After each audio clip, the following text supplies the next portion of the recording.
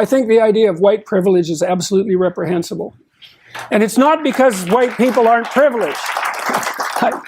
You know, we have all sorts of privileges, and most people have privileges of all sorts, and you should be grateful for your privileges and work to deserve them, I would say.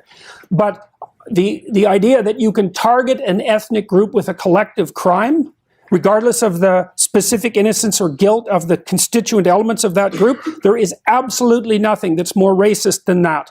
It's absolutely abhorrent. I can't... Yeah.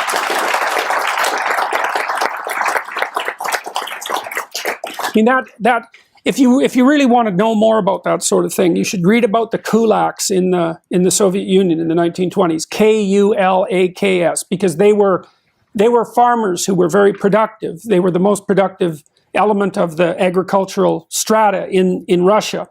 And they were virtually all killed or raped and robbed by the collectivists who insisted that because they showed signs of wealth, they were criminals and robbers. So, and one of the consequences of the prosecution of the kulaks was the death of 6 million Ukrainians from a famine in the 1930s. The idea of collectively held guilt at the level of the individual as a legal or philosophical principle is dangerous. It's precisely the sort of danger that people who are really looking for trouble would push.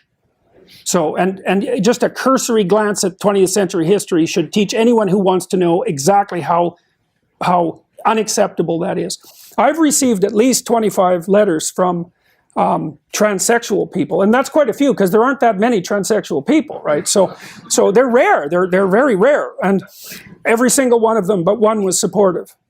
And the one that wasn't supportive was mildly critical. And they said exactly the same thing that you said, roughly speaking, is that, and so one of the things we want to remember is that just because some noisy activists stand up and say, because I'm a member of this group, or even worse, because I say I'm a member of this group, I am therefore an advocate for that group's interests, is we should just dispense with that self-identification as a worthy representative instantaneously, because it's predicated on the idea that one dimension of a person's identity is sufficiently, what would you say, broad and all-encompassing so that you can infer their political stance, for example, which you can't. And so the trans people that have written me, they all say the same thing. A, those people do not speak for me. B, we're not all the same. C, most of us think that the enforced pronoun issue is doing nothing but drawing negative attention to us. D, most of us just want to be referred to by the other pronoun. That's the whole point. So,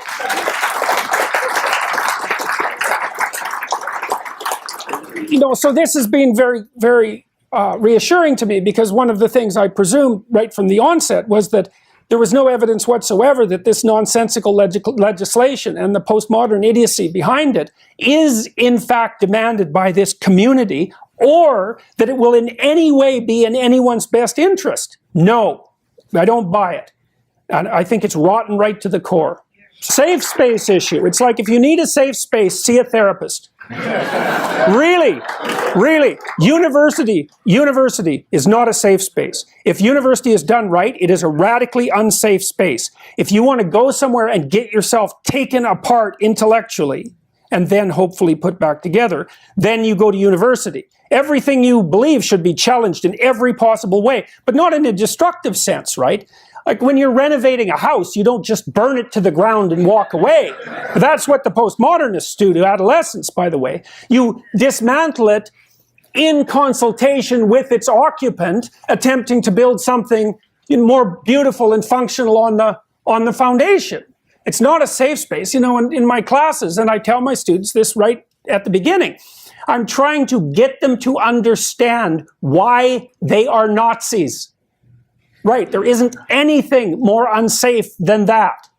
And all of them, virtually all of them, write back to me afterwards and say, this was the most worthwhile class I've ever had in my life, and it changed my life. It's like, well, I'm teaching you the worst possible thing about yourself.